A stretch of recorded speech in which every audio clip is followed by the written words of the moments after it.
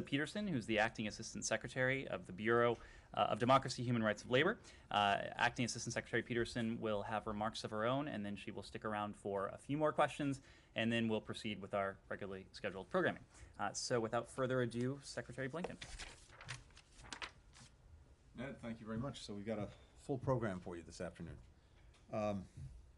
I'm very pleased to be here with Acting Assistant Secretary of State for the Bureau of Democracy, Human Rights and Labor, Lisa Peterson, to indeed introduce the 2021 Human Rights Report.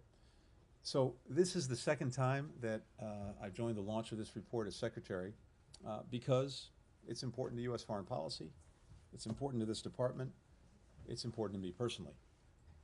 For many years running, we have seen an alarming recession of democracy, the rule of law, respect for human rights in many parts of the world. In the time since releasing our previous report, that backsliding has, unfortunately, continued. In few places have the human consequences of this decline been as stark as they are in the Russian government's brutal war on Ukraine. That's especially true in recent weeks, as Russian forces have been pushed back from towns and cities they occupied or surrounded, and evidence mounts of their widespread atrocities. We see what this receding tide is leaving in its wake. The bodies, hands bound, left on streets. The theaters, train stations, apartment buildings reduced to rubble with civilians inside. We hear it in the testimonies of women and girls who've been raped and the besieged civilians starving and freezing to death. In response, people and governments in every region are voicing their condemnation and calling for those responsible to be held accountable. This global outcry has been clarifying. In its disdain for human life and dignity, the Kremlin has reinvigorated a belief in people worldwide that there are human rights that everyone, everywhere, should enjoy, and underscored why these rights are worth defending. At the same time, civil society, governments, and people around the world are rightly pointing out that Ukraine is, tragically, far from the only place where gross abuses are being perpetrated. They want the international community to shine a spotlight on human rights abuses wherever they're being committed, and to bring the same urgency to stopping abuses and holding perpetrators accountable. The United States shares that goal. This report is just one of the ways that we're working to achieve it. It contains individual chapters on nearly 200 countries and territories, each of which offers factual, objective, and thorough accounting of their records on internationally recognized human rights. Whether a country is a friend or one with which we have real differences, the measuring stick we apply is the same. That reflects a core principle of human rights. They're universal. People of every nationality, race, gender, disability, and age are entitled to these rights, no matter what they believe, whom they love, or any other characteristics. This is especially important as a number of governments continue to claim falsely that human rights need to be applied based on the local context. Little coincidence that many of the same governments are among the worst abusers of human rights. The universal nature of human rights also means that we have to hold ourselves accountable to the same standards. Even as this report looks outward to countries around the world, we've acknowledged from day one of this administration that we have challenges here in the United States. We take seriously our responsibility to address these shortcomings, and we know that the way to do it matters. Together with citizens and communities, out in the open, transparently, not trying to pretend problems don't exist or sweeping them under a rug. And in fact, that's what distinguishes democracies. Our willingness, our commitment to pursue that more perfect union. And practicing what we preach at home gives us greater legitimacy when we encourage governments abroad to do the same thing. The report also shows that the United States is concerned not only with civil and political rights, but also economic, social, cultural rights. That means, for example, affirming that promoting access to education and health services, including for reproductive health, is just as critical to advancing human rights as defending freedom of expression and assembly. These interconnected rights are critical to ensuring individuals can reach their full potential, and they're critical to sustaining healthy democracies. So with that context, let me highlight some of the most alarming findings of the report, which I want to emphasize covers the events of 2021. Governments are growing more brazen in reaching across borders to threaten and attack critics. To give just a few examples, over the last year alone, Iranian intelligence agents plotted to kidnap an Iranian-American journalist from her home in Brooklyn. The Assad regime threatened Syrians who were cooperating with efforts in Germany's courts to prosecute former officials for atrocities. The Lukashenko regime in Belarus forcibly diverted an international commercial flight to arrest an independent journalist. Governments are locking up more critics at home. Today, more than 1 million political prisoners are being held in over 65 countries. They include more than 600 people unjustly imprisoned in Cuba for taking part in peaceful protests last July. Countless Russian anti-corruption activists and opposition leaders, including Alexei Navalny, opposition presidential candidates in Benin, and Egyptian advocates like human rights lawyer Mohammed al-Bakr. We've also seen a rise in governments arbitrarily detaining individuals to try to gain leverage in bilateral relationships, to use them as human pawns. The Chinese government continues to commit genocide and crimes against humanity in Xinjiang against predominantly Muslim Uyghurs, among other minority groups, to erode fundamental freedoms and autonomy in Hong Kong, and to carry out systematic repression in Tibet. In Afghanistan, the Taliban's takeover precipitated a humanitarian crisis and has resulted in a serious erosion of human rights, from arbitrary detentions of women, protesters and journalists, to reprisals against security forces from the former government, to growing restrictions on where women and girls can study or work. In Ethiopia, all parties to the country's conflict, as well as Eritrean forces, have committed atrocities, and thousands of Ethiopians are being unjustly detained in life-threatening conditions. We invest so much effort into documenting these and other abuses year after year, not only because it aligns our most sacred values, but also because respect for human rights is a fundamental part of upholding the international rules-based order, which is crucial to America's enduring security and prosperity. Governments that violate human rights are almost always the same ones that flout other key parts of that order, just as such as invading, coercing, or threatening trade rules. Threatening other countries or breaking trade rules. So our interest in standing up for human rights isn't only principled, it is vital to our national security. Here are some of the other ways that we're working to support human rights. When senior members of the State Department travel abroad, we meet with human rights advocates, with journalists and other frontline defenders, as do our ambassadors at every post, even when foreign governments make it clear that they wish we would not. We work with the Treasury Department to apply sanctions and impose visa restrictions on human rights abusers and those who enable and profit from them through the Global Magnitsky Act, the Khashoggi ban, and other tools.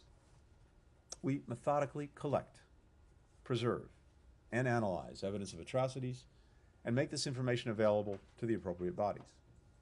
Indeed, it was the department's rigorous documentation, which included our own fact-finding and reports by a range of independent, impartial sources, including human rights organizations, that provided a basis for my determination last month that Burma's military committed genocide and crimes against humanity against Rohingya. We work with business to foster greater respect for human rights, both by encouraging compliance with labor standards and discouraging exports to governments and other entities that may use those goods or services to commit abuses.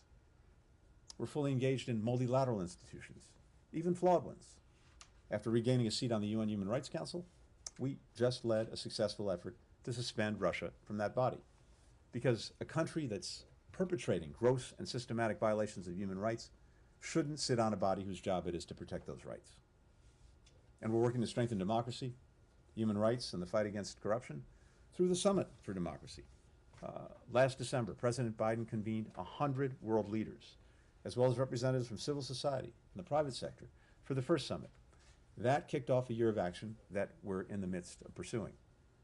We're focused on delivering progress, not just pronouncements, by encouraging countries to make concrete commitments to advance human rights and democracy. And we're holding one another to our pledges. Before turning to questions, let me just thank everyone who's had a hand in producing this report. This is an enterprise that cuts across the entire State Department. We have local staff and career officers in posts around the world, as well as here in Washington, whose determination and rigor are shining a bright light on these issues every single day. And the brave human rights defenders, journalists, and others documenting those abuses from up close, frequently at grave risk to themselves and their loved ones. This is your report too, and we thank you for it. So we're approaching the 15-month mark since this administration took office. We still don't have a confirmed Assistant Secretary for the Bureau of Democracy, Human Rights, and Labor. Outstanding career officers have stepped up to lead a devoted DRL team that carries this mission forward. And I want to thank you, Lisa, in particular, for exceptional service and stewardship in this time. But for the United States to be the best possible advocate of human rights and democracy worldwide, we need a Senate-confirmed Assistant Secretary. We have a highly qualified nominee for this position, Sarah Margon. I urge the Senate Foreign Relations Committee to allow her nomination to move forward soon. With that, happy to start taking some questions, and then I'll turn it over to Lisa. Blinken, could you talk about how you think about the tension between the desire to elevate human rights as part of American foreign policy and the desire to halt this recession that you mentioned, with the need to shore up alliances that are seen as crucial to American interests with some countries that have problematic human rights records? I'm thinking of Egypt and its relationship with the Palestinian authorities, or Saudi Arabia and its oil supplies. How do you think about that tension, and how do you respond to the criticism that the United States is implicitly condoning abuses by those governments? So this is not a new tension. In some ways, it's an age-old one, and administrations that in the past and now ours that are putting human rights and democracy front and center in their foreign policy have to confront it, and we work through it every single day. It's different from country to country, partner to partner, circumstance to circumstance. But I think what we're doing is to just be very forthright in what we stand for, what we look for, and we try to work with countries to make progress. And again, this varies from place to place, but we're not holding back in what we're saying. We're not holding back in what we're trying to do, but we also are looking carefully to determine how we think we can be most effective in advancing the ball, and whether that is focusing in public on some of the concerns, shortcomings, problems that we're seeing, whether that's pushing people in private. We have to make that judgment in each and every case. Having said that, this report, a public report, is very clear about the issues, challenges, concerns we have across the world with nearly 200 countries. And as I said before, it doesn't distinguish between friend and foe. We apply the same standard everywhere. We do it publicly, as in this report. We do it publicly often when I have an opportunity to speak, including in the countries that we're visiting where we have concerns. But again, part of this is making determinations on how we think we can be most effective. And in most cases, this is a process. It's not flipping a switch. We don't expect that things will change from one day to the other. It's the result of sustained engagement and trying to move partners along. Finally, I just say that I think we have, in a way, added credibility precisely because when it comes to our own shortcomings at home, we're not dodging them, we're not ignoring them, we're not denying them. We're confronting them directly, and in so doing, we strengthen our position, we strengthen our voice in advancing rights. But again, this is a process. It's not something that happens from one day to the next. We're engaged in it. Let's see where we are over the coming years and the progress that we make in individual places. Francesca. Thank you, Mr. Secretary. You were mentioning the situation in Ukraine. Have you made an assessment of any alleged use of chemical agents or weapons in Ukraine? And how credible would you say the reports coming from the Mariupol era are? Or do you have any intelligence about any imminent use of chemical weapons? So when it comes to the reports you're referring to, we're not in a position to confirm anything. I don't think the Ukrainians are either. But let me say this. We had credible information that Russian forces may use a variety of riot control agents, including tear gas, mixed with chemical agents that would cause stronger symptoms, to weaken and incapacitate entrenched Ukrainian fighters and civilians as part of the aggressive campaign to take Mariupol.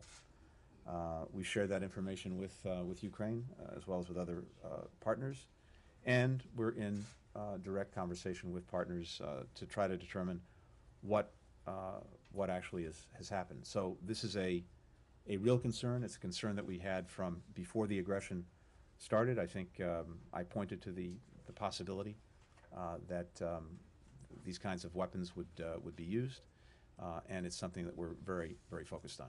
Thank you, Mr. Secretary. All right, Lisa, over to you. Thanks, folks. See you later. Can you speak about Russia more Thank you. specifically in the opposition? Thanks, Andrea.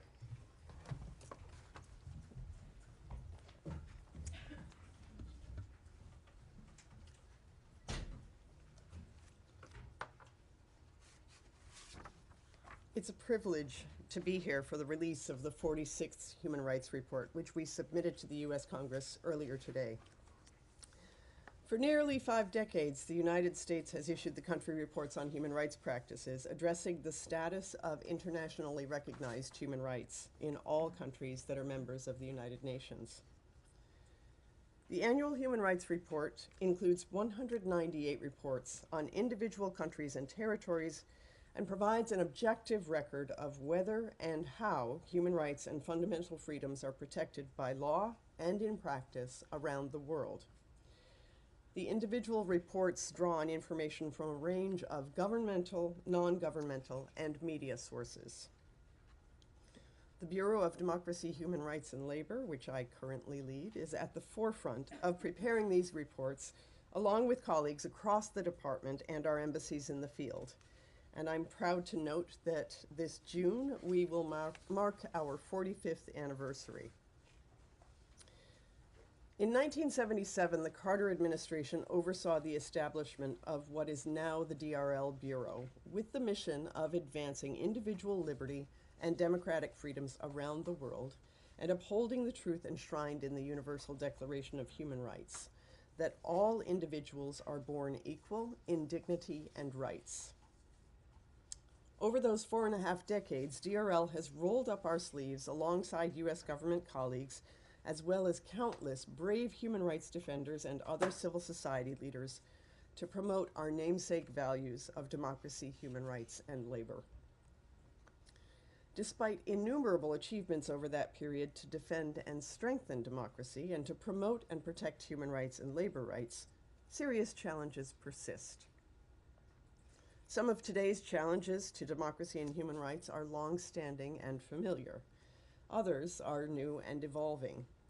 All demand continued leadership from the United States in close collaboration with our partners and allies across the globe. On the home front, strengthening our democracy in the United States and ensuring that the fundamental freedoms and human rights of all people are protected and advanced is a critical part of the Biden-Harris administration's commitment to global leadership on human rights. We can't be credible advocates for human rights abroad if we don't live up to the same principles at home. We do not claim a moral high ground, but we do, in the words of our Constitution, resolve to form a more perfect union, which means we must continue to address the many human rights challenges in our own country. The Summit for Democracy, held this past December, served as a rallying point to address these challenges, both new and old. President Biden brought together world leaders, civil society, and private sector representatives in a shared commitment to push back against authoritarianism, fight corruption, and advance respect for human rights. We're taking forward the momentum of the first summit through a year of action in which governments, including the United States, are working to fulfill our commitments and tackle human rights challenges at home and globally, in partnership with civil society. The yearly Human Rights Report speaks to the importance that we place on these goals. The report does not attempt to catalog every human rights related incident. It is not an effort by the U.S. government to judge others. It does not reach legal conclusions, rank countries, or draw comparisons. We've seen all too well in recent years that around the world, democracy and human rights have been threatened and undermined by disinformation, misinformation, and outright lies.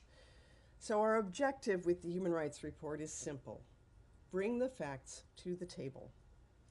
It is only when we're armed with the truth that the United States can most effectively use our voice and our influence to call attention to violations and abuses of human rights worldwide and press the perpetrators of these violations and abuses to change course and end their egregious conduct.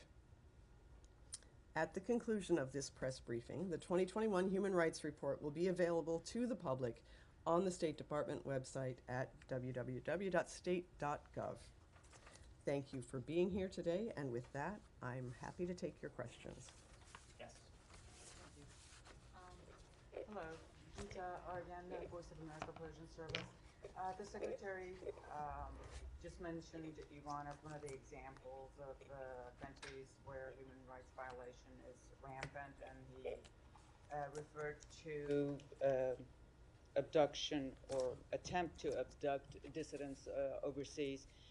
A little over a year ago, the Secretary also issued a statement designating a number of IRGC commanders for having a hand in the arrest, imprisonment, and torture of protesters a couple of years ago. And in continuation of that statement, the Secretary said that the U.S. will continue to support the Iranian people. Now, how has the Biden administration helped or supported the Iranian people during this past year, given that the list of violations of human rights on Iran in the report is, I don't know, 10, 15 lines long? So we continue to find ways, both in public and in very discreet manners, to support people who are trying to advance the human rights situation in Iran. As you note, we have also put into play a variety of sanctions tools. I am sorry, I don't have details in front of me at this moment, but it is something that I would be happy to circle back to you on. Johnny. Thank you. On the North Korean human rights issues, human rights violations are currently ongoing in North Korea. And North Korean leader Kim Jong-un is massacred their own citizens. What is the final destination for the United States to resolve the North Korean human rights problem? So we do recognize that the DPRK is among the most repressive authoritarian states in the world, and obviously we remain deeply concerned about reports of systemic, widespread, and gross human rights violations and abuses committed by the DPRK government, and we certainly hope that one day justice may be achieved for the people of North Korea. Similar to the very difficult operating circumstances with Iran, we continue to work with the international community to raise awareness, document and preserve information on human rights abuses and violations, and increase access to independent information. We also seek to impose sanctions on those who are complicit in abuses and violations, and as always, promote respect for human rights within the DPRK. Do you have any tools used for the resolve these human rights issues in North Korea, or you don't have anything because this is a long time being the North Koreans human rights abuse the human rights issue? Obviously, that is an extremely difficult environment to be able to influence, but it is an area that we continue to focus our efforts on to try to raise awareness around the issues within North Korea. Yes. How do you assess the human rights record in the Middle East? Are they deteriorated, or how do you see them? I would hesitate to speak to the Middle East as a region as a whole. Each country has its individual circumstances.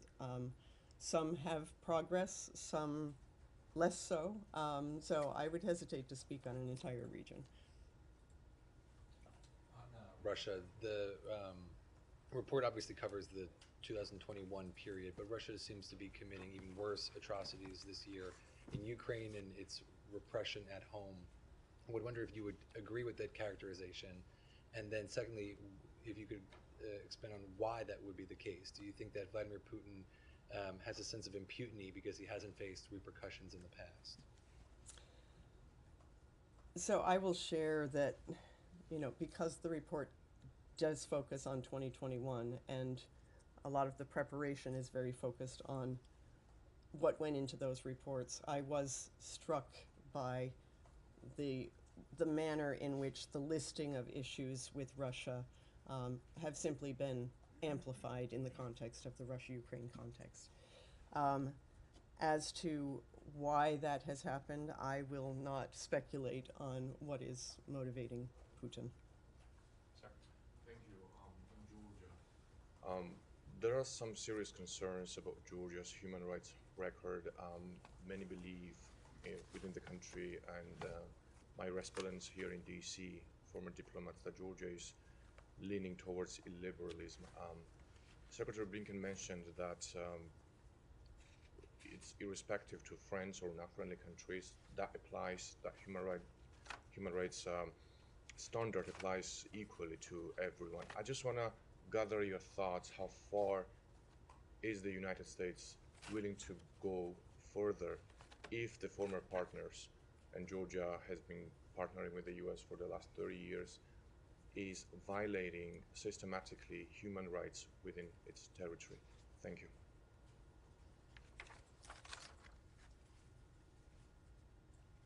So clearly we do have a list of human rights concerns with Georgia. I will also note that we have been following actions such as the October elections. And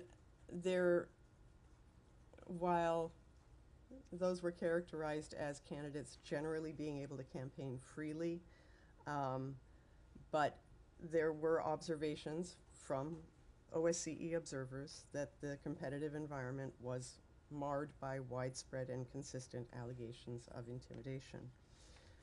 I do think that this is an appropriate example of how we do see problems in countries, and we use the human rights reports to analyze and understand those problems. But in understanding and analyzing, we try to find ways to move forward. And as long as there is opportunity for engagement with a government, we will continue to engage on those human rights issues. Hi, thank you. I know that the report covers last year, but I just wanted to ask you something a little bit more contemporary. There has been a lot of reporting, an increase in reporting of accounts of rape and sexual violence from Ukraine. UN human rights monitors are seeking to verify these allegations of sexual violence by Russian forces. Is that something the United States is picking up? And do you think that it has reached a level where rape is used as a weapon of war? So the reports of sexual violence are certainly something that we are tracking both in our own efforts to understand what is happening in Ukraine, in our own efforts to catalog what is happening there, and through the various citizen-level mechanisms and multilateral approaches that are all gathering information. We are hearing horrific stories. I'm sure you are hearing horrific stories as well, and that is something that we will continue to gather and ultimately, ideally, have it feed into transitional justice mechanisms. Following up a bit on that as well, sorry to bring it back to Ukraine, there's also been a claim by Ukraine's UN ambassador that Russia has taken more than 121,000 children out of Ukraine and is reportedly drafting a bill to simplify and accelerate adoption procedures for orphans. This is something obviously coming from the Ukrainian side. Is this something that, that the US is also tracking and looking into in terms of the kind of behavior that is being reported by the Ukrainians? This is certainly something that we have heard about. This is something that we will continue to try to learn more about and try to determine what action may be possible. Final question? Yes. Yes. These reports every year include a lot of details about LGBTQ rights abroad, and I'm just wondering if you have any thoughts about folks who might be critical of that in the context of what's happening here in the United States with bills like the Don't Say Gay bill in Florida, efforts to discriminate against transgender folks, etc. Any thoughts on that point? So, this will not be the first issue on which people will say, well, what about your own country? I do think, again, within the framing of the Summit for Democracy and the approach that this administration has taken, we're not trying to pretend that these are not issues that we are grappling with here in the United States. This report, because it is very clearly focused on the rest of the world, we do dig in on other countries. We do not have a mandate to do a report on our own circumstances. Final question, Andrea. Any comment on Russia's arrest of Kara-Murza just hours after he appeared on 2 American networks from Moscow speaking out against the Russian war? I would speak in general about Russia's further crackdown on freedom of information, freedom of expression in Russia in the context of the Ukraine conflict. This was space that they were closing even before the conflict started. Their efforts to close down that space have simply grown exponentially since the start of the conflict, and we would want to see that space reopened so that Russians can understand what is happening within their neighborhood and what their government is doing. Thank you very much, Assistant Secretary Peterson.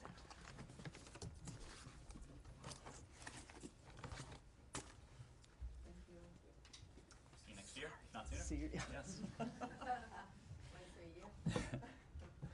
Hopefully sooner. Let me actually start where you left off, Andrea, and to go back to a point that Connor raised. And with the arrest of Vladimir Kara-Murza, to add a little more detail to this, this is someone who has previously endured arrests and even near-fatal poisonings in connection with nothing more than his peaceful activities on behalf of the human rights and civil liberties of the Russian people. We've urged Russia to cease the abuse of repressive laws that it has used to target its own citizens, nonviolent demonstrators, peaceful protesters, individuals who are doing nothing more than advocating, again, peacefully on behalf of what are rights that are as universal to them as they are to people around the world. The Russian people, and this is the key point, like people everywhere, have the right to speak freely, to form peaceful associations, to exercise their freedom of expression, and to have their voices heard through free and fair elections. And Connor, you asked about the trends we're seeing in Russia, and certainly anecdotally at least, we do seem to be seeing a crackdown, a regime that is more aggressive beyond its borders and more repressive within its borders. We've seen that last year. We spoke about that in the context of the arrest of Alexei Navalny, the subsequent arrest, detention of the thousands of individuals who, again, peacefully took to the streets to protest his detention. We've seen that just over the past 24 hours with the arrest of Vladimir Kara-Murza. We've seen that in recent weeks with the detention of more than 15,000 Russians who took to the streets to protest what their own government is doing purportedly in their name, and the subsequent crackdown that we've seen in towns and cities across Russia, from Moscow to St. Petersburg, Vladimir Putin's hometown, to towns and cities across the country. I think if you look at this, these are not the actions of a government that is confident. These are the actions of a government, of a regime that is fundamentally insecure, that is not willing to allow its own people to do what is the right of every people everywhere, to voice their protests, to march peacefully, to form associations, and to make their voices and their free will heard. Andrea. In a related issue, in clear rejection of the President's appeal to President Xi, China is reportedly increasing its echo chamber of the Russian false statements about atrocities, false claims that it was Ukraine that staged a lot of these atrocities. Is there anything more between the U.S. and Beijing in trying to get them to not propagate these the propaganda from Russia? These lies. This has been a topic between, to include at the highest levels, between the United States and the PRC. President Biden did have an opportunity to address this. Other senior officials in this government have had an opportunity to address this. The fact is, at the end of the day, the PRC is going to make their own choices about their partnerships, their alliances, their actions, and their messaging. And this would not be the first time that we have seen false propaganda emanate from the organs of the PRC. It won't be the last time. Our concern, however, is that this time is different because the issue is not the sort of run-of-the-mill propaganda that we expect to hear from governments that have something of an adversarial relationship with the truth on occasion.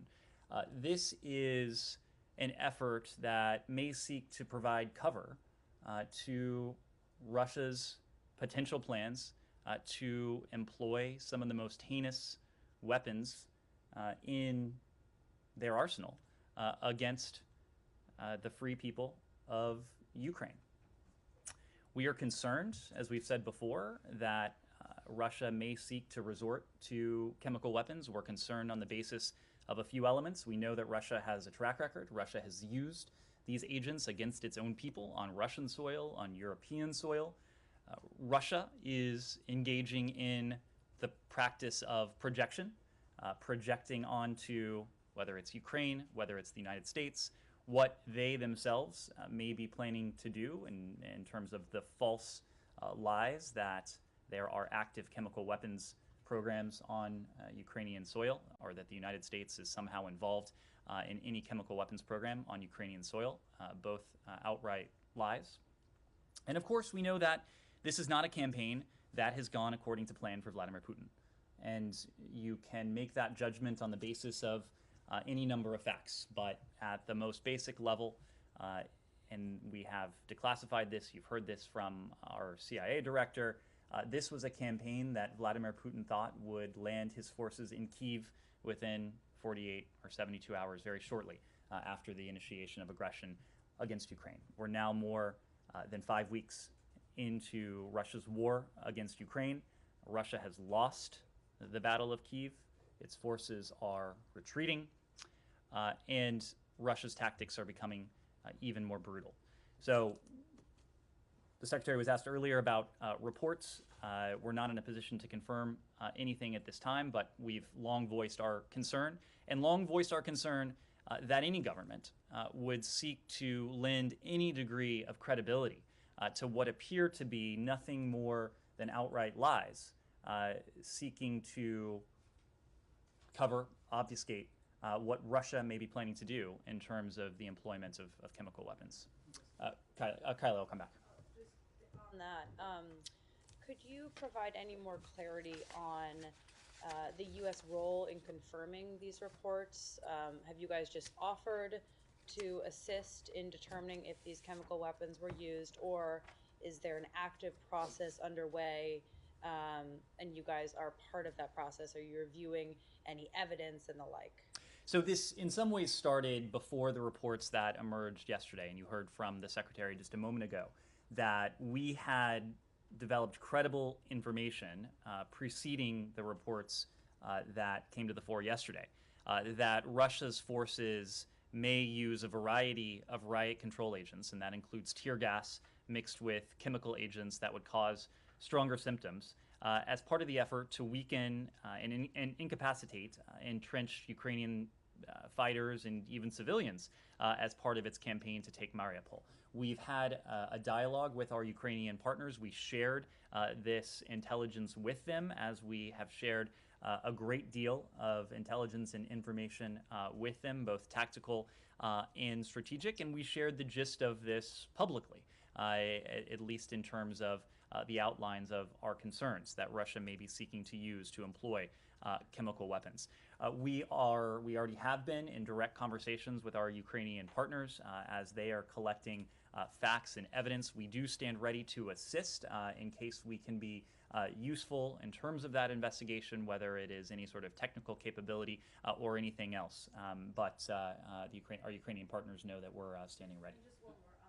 And given that your intelligence predicted that this was in the realm of possibility, can you detail any specific protective equipment or anything that the United States has provided to Ukrainians? Gas masks, protective clothing. We've heard a lot about weapons, but we haven't heard a ton about those things. Have you provided those necessities to the Ukrainians? Yes, so we have provided material and protective equipment to our Ukrainian partners to protect them from the potential use of chemical weapons. We can get you a broader inventory of what that looked like. And that's already there. We've provided that to them. Okay. Yes. Thank you. And just to follow up on what the Secretary said, and you just repeated, when you say you have credible informations, even if it was before the latest reports, is that recent information about this possible use of chemical It's agents? recent information. It was recent information that was available to us before the reports emerged yesterday. Yes, you are. Ned, can I just switch gears a little bit, still talk about Ukraine, but can you talk a little bit about how the United States views the potential NATO membership or replication of Sweden and Finland? This was discussed in last week's NATO summit. Is it, can you guys outright say this is something you welcome in light of these repeated statements from Russia saying that it would lead to instability, and there are various views that might be seen as some provocation or anything like that? Can you just outline the U.S. thinking around that, please? Sure. Well, as you know, the United States, nor any other country, nor any other ally, does not speak on behalf of NATO. This would be a decision for the alliance to make when it comes to the aspirations of any aspirant country. What I can say, and what we do support, is the principle of NATO's open door. It should be up to the members of the alliance and no other country to determine what NATO's roster looks like. If there are aspirant countries that are raising their hands that meet the stringent criteria that NATO has put forward, that would be a decision for the NATO alliance to make. Do you anticipate that these membership applications are likely to come through because of what's been happening regarding the war in Ukraine? I would have to refer you to any aspirant countries to speak to the status of their applications for joining the NATO alliance. But I will say this, and without speaking to any NATO allies potential NATO allies beyond the 30 current NATO allies, the point that the Secretary has consistently made, that Vladimir Putin has precipitated everything he has sought to prevent, I think is showcased here. We are now 5-6 weeks into this war in Ukraine. In many ways, this is a strategic defeat for Russia already. And one of the ways it's a strategic defeat is because the international community, and NATO in particular, has never been stronger, has never been more united, has never been more purposeful since the end of the Cold War. And you can measure that in the level of consensus and unanimity that has emanated from recent sessions of the NAC, the recent foreign ministerial that took place in Brussels, but you can also measure it in some ways quantitatively in terms of the number of U.S. service members who are now in Europe. It's increased from some 60,000 to now over 100,000. To the capabilities that NATO has at its disposal, to the steps that the alliance has taken to reassure countries on NATO's eastern flank. All of this is done defensively in reaction to the offensive operations that Vladimir Putin is undertaking inside of Ukraine. None of this... So what do you exactly make of Kremlin saying that the possible accession of Sweden and Finland would not bring stability to Europe? Is that a threat? As a general matter, without speaking to any specific Kremlin statements, NATO is a defensive alliance. How the strengthening of a defensive alliance would bring anything other than additional stability and security, that's not something that I have a hard time imagining. Yes. Speaking of alliances with NATO and all the work that this administration has done in the lead up to this conflict, there's a very important presidential election going on in France. How concerned is the US about the possibility of Marine Le Pen becoming the leader of a country like France, who you've obviously worked very hard with in terms of alliances against the Kremlin and displaying unity between US and Europe? This is a question for the people of France. France is our oldest ally, but this is a question for the French people, and they will exercise their right to vote in the coming days. Yes. Nearly 3 weeks ago now, the administration announced that it would accept up to 100,000 Ukrainian refugees. Can you give us any update on what your plans are to actually do that? Well, this is a question that we are working on right now with colleagues throughout the administration, including in the Department of Homeland Security. The statement that the president made from Warsaw is that the United States would seek to admit up to 100,000 Ukrainians. And so the U.S. RAP program, the U.S. Refugee Admissions Program, is one potential avenue that we would seek to utilize to reach that number. But there are other programs and authorities that we could potentially use, including programs and authorities that would seek to reunite and reunify families that have been separated because of President Putin's aggression in Ukraine. But even as we work on these questions with our colleagues throughout the interagency, we are already taking drastic action to support the humanitarian needs of those who have been internally displaced inside Ukraine and the millions who have been forced to flee their home country and who are now residing in most cases, nearby European countries. We also know that many Ukrainians want to stay in the region, and they want to stay in the region for a couple of reasons. In many cases, many of them have had to leave behind husbands, brothers, sons who are fighting this Russian aggression. Additionally, there is every hope, and we share this hope, that Ukraine will, before long, once again, be a secure, stable country where Ukrainians can return to. So our goal is, in the near term, to support the humanitarian needs of IDPs inside Ukraine, refugees inside Europe, and then, as appropriate and given the level of demand, to welcome up to 100,000 Ukrainians to the United States using all legal pathways available. But for those who don't want to stay in the region, they would want to come now. And so you don't have anything in place now. You're not taking action right now. There are existing programs, including the U.S. Refugee Admissions Program. There's the Lautenberg program that is very active right now. There are other potential avenues, and what the president committed to was to accelerate and to expand the scope of our ability to welcome Ukrainians to the United States should they choose to come here. Can I ask just on another Sure. topic on Brittany Griner's case? Do you have any update? Have you tried to make a consular visit and been denied in the last month? And on Trevor Reed, any response to his to the denial of his appeal today, and his statement in court that he's not getting any medicine and or treatment for a broken rib? So when it comes to Brittany Griner, you heard us confirm that an official from our embassy in Moscow had an opportunity to pay her a consular visit on March 23rd, earlier this year.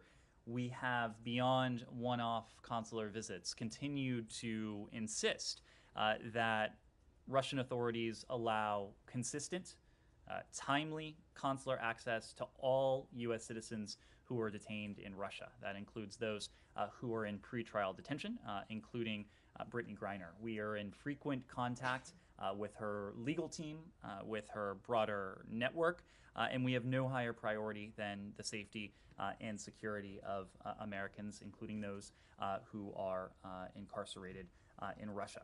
Similarly, with Trevor Reed, the appeals court in Moscow today denied Trevor Reed the justice he deserves by remanding his case to a lower court.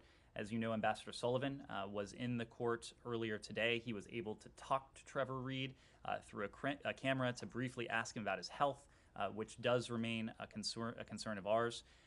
The point with Trevor Reed is that he remains in prison for a crime he did not commit. And Ambassador Sullivan noted this earlier today, but the evidence at his trial was so flimsy that spectators and even court personnel laughed during the proceedings. We know that Trevor's health has deteriorated.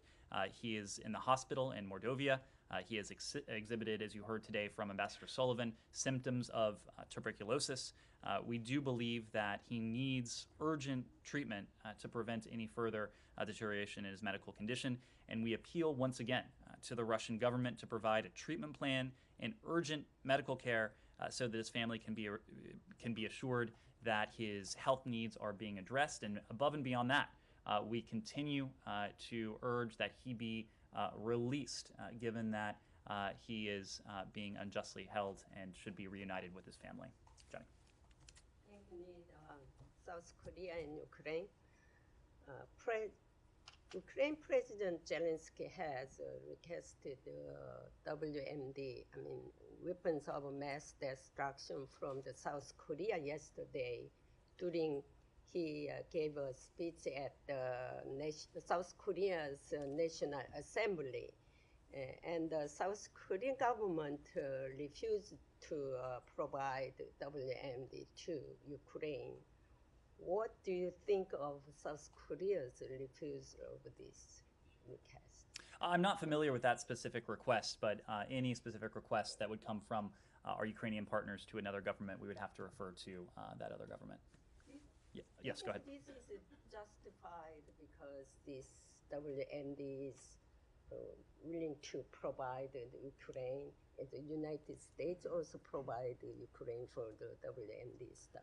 What we and our partners are providing Ukraine is a massive amount of security assistance and precisely what our Ukrainian partners need to defend themselves against Russian aggression. In the case of the United States, we've provided over $2.4 billion worth of security assistance since the start of this administration, about $1.7 billion over the past month alone. If you add in contributions from our partners and allies around the world, more than 30 countries that have provided security assistance to Ukraine since the start of this aggression, that number grows even higher. And I think you can look at the effectiveness of that security assistance through a number of different lenses. As I said before, Russia has lost the Battle of Kyiv. They lost the Battle of Kyiv as a result of the determination, the tenacity, the bravery, and the grit of the Ukrainian people. But what has enabled Ukrainian resistance to this aggression is the massive amount of security assistance that the United States and our partners and allies from around the world have provided. And you can measure just the amount of that security assistance, again, through by a number of different ways. If you take, for example, anti-tank systems that are currently in Ukraine. For every Russian tank currently in Ukraine, the United States alone has provided 10 anti-tank systems. If you add in the contributions of our partners and allies, their anti-tank systems, that number and that ratio goes up to 90 anti-tank systems for every single Russian tank in Ukraine. It is a similar ratio in terms of anti-armored systems. For every Russian armored vehicle, the United States has provided 3 anti-armor systems. If you count the contributions of our partners and allies, that ratio goes up to 25 to 1. And you can go almost across the board in terms of Russian assets in Ukraine and the amount of security assistance that we have provided. What we're also doing beyond the scale and the size of that security assistance, we are providing our Ukrainian partners with precisely the type of security assistance they've requested. You heard from our colleagues yesterday that we're going to be in a position to provide artillery. And that will come as a direct result of what we've heard from our Ukrainian partners. We also announced on Friday, and our Slovak partners announced on Friday, that they would be transferring the S-300 long-range anti-aircraft system. That transfer was complemented and in some ways enabled by the fact that we were able to backfill that system with the provision of a Patriot missile battery. So whether it is equipment from our own stocks, whether it is our ability to backfill what our partners and allies are then in turn providing, or whether it is what our partners and allies themselves are providing, we are making sure that every single day there is a delivery of much needed and requested security assistance to our Ukrainian partners. And most importantly, it's security assistance that is having a clear effect on the battlefield. Yes? Switch topic. What is your comment on the attacks in Israel and the Israeli military operation in Janine camp? Well, we're deeply concerned with violence in Israel and the West Bank, which we saw continue, unfortunately, over the weekend, and which has led to the deaths and injury of Israeli and Palestinian civilians. We urge all sides to refrain from actions that escalate tensions and unrest and undercut efforts to advance a two-state solution. And we encourage all sides to work together to end this cycle of violence. Yes?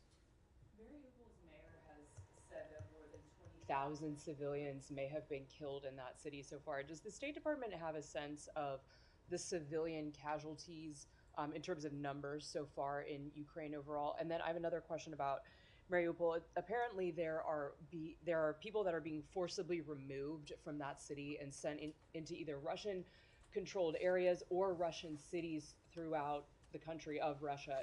Do you know if that's happening? Does the U.S. have any evidence of that happening right now? So in terms of the death toll, we are in a position to attach a figure to that, primarily because the Battle of Mariupol continues. Violence, in some cases unimaginable levels of violence and brutality, continue to inflict grave harm on the people there. So we've heard estimates, but until we have, and our Ukrainian partners in the first instance, have a better sense of what has transpired on the ground, we're just not going to be in a position to attach a figure to that or to endorse any numbers. When it comes to reports of forced displacement, we have seen these reports. We believe some of them are credible. What we have consistently said is that whether it's Mariupol or other besieged areas, there need to be humanitarian corridors to allow people to leave on their own free will, not to see to it that the only escape hatch they have is to a place like Russia or to the North Belarus, but to areas that are not under siege. Just as civilians should be allowed to leave, humanitarian assistance should be allowed to enter, to flow in. We have not seen humanitarian corridors stick, certainly not to the extent that they should, because of one actor in this conflict, and that has been the Russian aggression, even when humanitarian corridors have been agreed upon. Missy.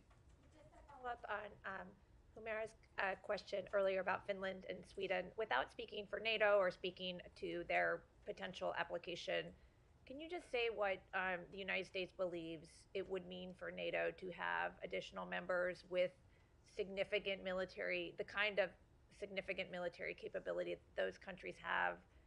As you know, they have a lot more military assets and bigger militaries than many other NATO countries. And if they're just, I'm just trying to get at what this would do to the deterrent or defensive power of the alliance.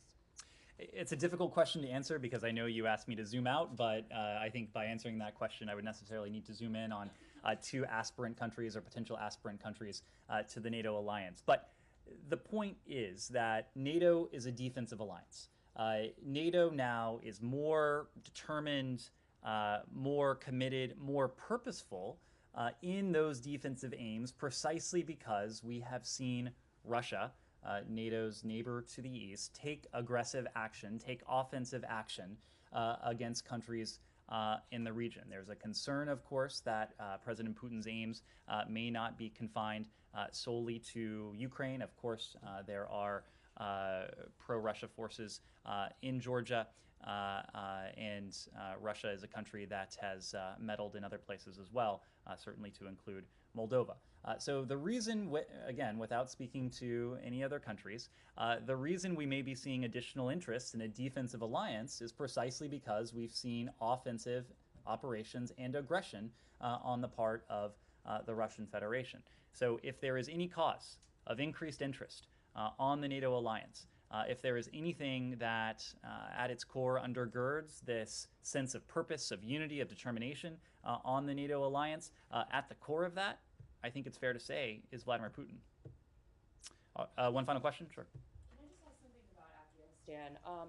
Does the U.S. have a hard number of how many American citizens are still in the country? How many of those people are trying to leave Afghanistan? And when was the last charter flight to take Americans out of the country? So we have made a commitment, as you know, to U.S. citizens, to lawful permanent residents, to those we have a special commitment to help them relocate from Afghanistan should they choose to do so. Those efforts have been underway since the end of the U.S. military evacuation. The number is close to 1,000 between American citizens, U.S. citizens, and lawful permanent residents who have been directly relocated out of Afghanistan with the assistance of the U.S. government. When it comes to the estimate of U.S. citizens who are still in Afghanistan, that's a number, as you know, that fluctuates because there have been recent we have recently been able to affect the relocation of additional Americans out of Afghanistan, but there are Americans who will raise their hands, having seen the success we've had. So we are in touch with a number of Americans. We're continuing to do everything we can to support their desire to relocate, and we will continue to do that as long as there are Americans who wish to leave the country. Have there been flights that have been able to get out, though, recently? There have been recent flights.